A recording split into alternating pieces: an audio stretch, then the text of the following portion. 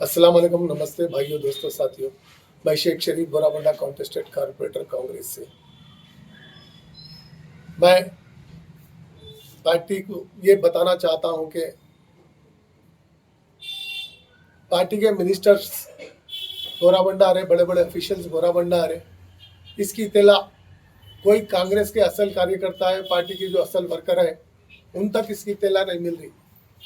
इसकी इत्तला नहीं मिलने की वजह से पार्टी का बहुत भारी नुकसान हो रहा। आज एक दो मिनिस्टर्स आए, बोले तो कितनी पब्लिक रहना, बोराबंडे की कई अवाम रहना, बोराबंडे की अवाम आने तैयार है, कांग्रेस का साथ देने तैयार है। मजबूरी इसीलिए है कि बोराबंडे का कारपोरेटर है तो हम नहीं जाते बोल रहे, बहुत सारी अवाम नहीं जाते बोल रहे। जबरदस्ती मस्जिदों से पकड़ के लाके, अड्डों से पकड़ के लेके आके आज कमेटी हाल में बिठा के पार्टी की बेइज्जती हो गई, वहाँ बहुत बड़ी बेइज्जती हो गई। कल तक जो कांग्रेस को खत्म करने की कोशिश करे, आज वही लोग फिर कांग्रेस में आके फिर कांग्रेस को खत्म कर रहे। तो बड़े जो भी हमारे हाइयर्स है, उन तक ये बात पहुंचना जरूरी है कि जुबली हिल्स में अगर बाबा बोराबंडे का कारपोरेटर या उसके कोई लोग कांग्रेस के लिए वोट मांगने गए तो वो उल्टा होना तय है, 100% तय है।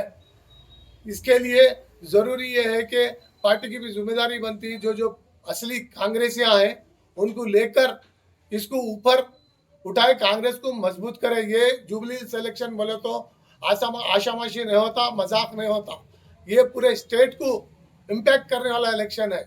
तो साथ ही साथ हमारे पूरे बोराबंडे वाले अवाम की आज सबसे ज्यादा जरूरत खबरस्तान की है। 9 साल पहले यही बोराबंडे का कारपोरेटर बाबा फसीउद्दीन मोहम्मदिया मस्जिद में पूरा टेंट डाल के बहुत बड़ी दावत करके ये वादा करा था कि मैं खबरस्तान बोराबंडे के लोगों को दिला के रहूंगा बोल के। आज 9 साल गुजरे, जिसमें से 5 साल डिप्टी मेयर के गुजरे, हुकूमत थी। अब ये बाकी के 4 साल जो है ना, 2 साल टीआरएस में गुजरे, अब 2 साल जो है कांग्रेस में गुजरने आ रहे। इसके बावजूद कभी कोई दिन ना तो इन्होंने खबरस्तान का नाम निकाला, ना तो कोई डिपार्टमेंट में जाके या वक्फ बोर्ड में जाके या कलेक्टर करने कहीं भी जाके अब तक कोई रिप्रेजेंटेशन नहीं दिया। अल्लाह के फजलो करम से हम लोग ये रिप्रेजेंटेशन जितने भी हमारे साथियां हैं, सीएम साहब को दिए और प्रिंसिपल सेक्रेटरी को दिए, कलेक्टर साहब को दिए, आरडीओ साहब को दिए, एमआरओ साहब को भी दिए, यहाँ तक के सर्वेर को देके सर्वे भी कराने की कोशिश करें। तो इसमें 2 एकड़ 27 गुंठे जमीन है, 1 एकड़ 4 गुंठे सोसाइटी की डिस्प्यूट है और 1 एकड़ 12 गुंठे क्लियर है, वो जमीन देना बोल के हम यहाँ तक के असद साहब करने भी गए। हमारा मकसद एक ही है कि पूरे बोराबंडे की आवाम का मकसद, भाई कोई भी करो, हम कांग्रेस से ताल्लुक रखते हैं, इसके बावजूद भी अगर आवाम की जरूरत कोई पूरी कर रहा तो हम बराबर उनके साथ जाके पहले आवाम के साथ जाके आवाम के हक में काम करेंगे। यही सोच के हम इमाम करने भी जाना पड़े तो गए, असद साहब भी इसमें मदद करे, कलेक्टर करने भेजे और अजहर साहब को भी लेटर दिए। तो अजहर साहब भी हमारे इंचार्ज जुबली हिल्स, लेटर लिख जाके वक्फ बोर्ड चेयरमैन साहब को दिए, कलेक्टर को भी दिए उन्होंने। तो जो भी अपने अपने तरफ से कोशिशें कर रहे हैं, बहुत अच्छे कोशिशें कर रहे हैं। अगर आप खबरस्तान नहीं हुआ तो कभी भी नहीं होता, हमारी आने वाली नस्लों को तो हरगिज नहीं होता। इसीलिए सारे बोराबंडे की आवाम एकजुट होकर ऑल पार्टीज मिलकर इस खबरस्तान की मुहिम में हिस्सा लिए, लेके इसको आगे बढ़ाने की पूरी पूरी कोशिश दिल जान लगा के कर रहे हैं। लेकिन इसमें होना बल्कि आड़ी टांग मार के इस मुहिम को खराब करने के लिए एक दो मस्जिदा वालों को भी गुमराह किया गया। कई को गए हमारे बगैर इत्तला के उसमें एहतजाज कई को करे बोल के डराया गया, बोल के मेरे को अभी इत्तला मिली। तो लिहाजा किसी को कोई चीज़ डरने की जरूरत नहीं है। ये पूरा अमन एहतजाज है, किसी के खिलाफ नहीं है, ना हुकूमत के खिलाफ है, ना तो किसी के खिलाफ है। यहाँ तक के सर्कल साहब भी बुला के पूछे थे, भाई एहतजाज कर रहे थे क्या है, तो जाके जो जिम्मेदारान है सीए साहब को समझाए, बोले साहब ये पूरा मन एहतजाज है, ये कोई रैली वैली नहीं है, मस्जिदों के पास 1-2 मिनट के लिए है। बोले तो सीए साहब भी, पुलिस डिपार्टमेंट भी बोला ठीक है भाई, किसी को तकलीफ नहीं है, जैसा मस्जिद का नहीं करते तो कर लो, होना है तो कांस्टेबल को भी भेजता हूँ बोले। तो इसमें किसी को डरने घबराने की जरूरत नहीं है, इसको पीसफुल प्रोटेस्ट है ये। और प्रोटेस्ट बोलते अभी कोई रोडों पे नहीं है, मस्जिदों के पास है। जो ज़रूरत है हम खामोशी से हुकूमत से मुताला करके बोराबंडी की आवाम इसको लेना चाह रही। और रही बात दूसरी, टीआरएस में जब हमारे महमूद अली साहब होम मिनिस्टर थे, बोराबंडा एसआरटी नगर महराज मस्जिद के पास आए, आकर उन्होंने कसम खा के बोले कि मैं खबरस्तान दिलाऊंगा। ना उन्होंने दिलाए, ना तो बोराबंडे का कारपोरेटर दिला, बोराबंडे का कारपोरेटर तो घिरघुट का रंग बदलता उन्होंने, वक्त के हिसाब से पार्टियां बदलता, वक्त के हिसाब से जबान बदल देता, उसकी जबान का कोई वैल्यू नहीं है। उन्होंने उसकी सीट के वास्ते किसको भी बेच दे सकता, किसी के बारे में कुछ भी कर सकता, किसी के भी पैरा पड़ सकता, किसी के लिए भी कुछ भी बोल सकता, उन्होंने कौम को भी और बोराबंडे की आवाम को भी सौदा करो बोले तो कर देता। इस तरीके का कारपोरेटर है, आवाम को पूरा मालूम हो गया। आने वाले इलेक्शन में इंशाल्लाह इसको बिल्कुल वोट नहीं मिलेंगे। मौजूदा हालत में ही ये इसके ऊपर एक सुसाइड करके मरने पे मजबूर करने का एक केस बुक है, एफआईआर ऐसे कई केसा है, लिहाजा ऐसे क्रिमिनल को कोई इलेक्शन लड़ने का हक नहीं है। और रही बात दूसरी, ये झूठे वादे, झूठे कमिटमेंट आवाम जान गई, आवाम तुमको बराबर इसका सबक सिखाएंगे। और मियाँ जो तहरीक चल रही, अगर है तुम में दम तो आप पब्लिक में डिबेट करेंगे, सब मिलकर आवाम में डिबेट करेंगे, आवाम किसको क्या करती देख लेंगे, तुम क्या करें हम क्या करें बता देंगे। वो समझ में आ रहा मियाँ, समझ आए तुम्हारे दम तो पूरी पब्लिक को लेके बराबर इसका साथ दो। कोई मस्जिद वालों को, कोई एहतजाज करने वालों को गुमराह करके डराने की कोशिश करेंगे तो बराबर तुम्हारा अंजाम तुम अल्लाह के पास पाएंगे। अल्लाह तुमको ऐसी लाठी से मारेगा जिसमें कोई आवाज नहीं रहेगी। ऑलरेडी रात दिन जो सुकून छीने गया, इसकी वजह यही है कि तुम झूठे कमिटमेंट करके अवाम, मासूम अवाम को भड़का रहे और उनका जो धोखा दे रहे, उसकी सजा है बोलता हूँ मैं। जय कांग्रेस, कांग्रेस जिंदाबाद। और वो रुकावट किस? बोराबंडे का जो कॉर्पोरेटर है बाबा फसीउद्दीन दुकानी के पूरे हथकंडे इस्तेमाल कर रहे हैं लोग। और मस्जिद हीरा वालों को जाके उनके आदमी को बेच के ये पूछने लगे, कहते तुमने हमारे इत्तला के बगैर कैसा एहतजाज करे बोल के पूछने लगा कहते। तो ये आड़ी टांग नहीं तो क्या है बताओ।